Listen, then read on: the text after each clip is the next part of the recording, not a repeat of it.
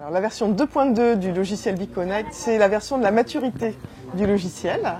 Après avoir bien écouté les remontées des utilisateurs en primaire, mais aussi en SECPA, car on a beaucoup d'utilisateurs en SECPA.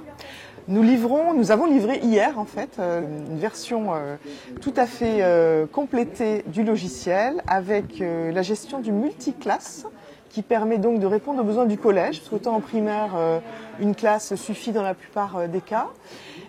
Autant en SECPA, il faut vraiment avoir la possibilité de gérer plusieurs classes, donc ça c'est fait. Également d'étendre au socle commun de compétences le référencement de toutes les activités. Donc là aussi, pour les classes de SECPA, ça permet même de la remédiation en 6e, en 5e. Donc ça étend bien les usages. Et puis le plus gros travail a été sur l'espace ressources, d'étendre de manière assez importante le nombre de ressources présentes, qu'il s'agisse de sites référencés donc qui sont très nombreux et qu'on peut naviguer avec une très bonne expérience utilisateur. Donc ça a été vérifié, testé.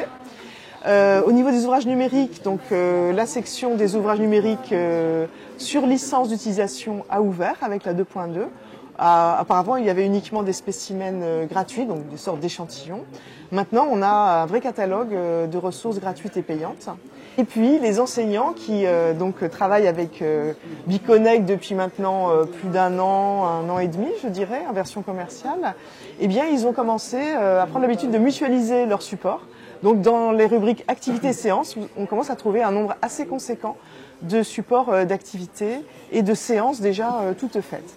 Alors là, ce que je trouve très appréciable, c'est que ces mutualisations se font sous licence Creative Commons, avec la possibilité pour le suivant d'avoir une utilisation exclusivement non commerciale, donc éducative, et surtout de pouvoir modifier lui-même l'activité téléchargée. Donc ça correspond vraiment au cas d'usage.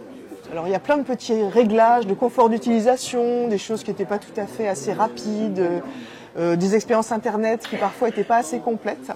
Donc là maintenant c'est le cas. On délivre aussi un petit détail pour certains aficionados de sites Flash. On délivre aussi la méthode pour pouvoir installer un plugin Flash sur les ardoises et donc utiliser des sites qu'on aime particulièrement qui sont restés dans cette technologie. Version 2.2 aboutie. Complète et confortable, on peut dire aboutie.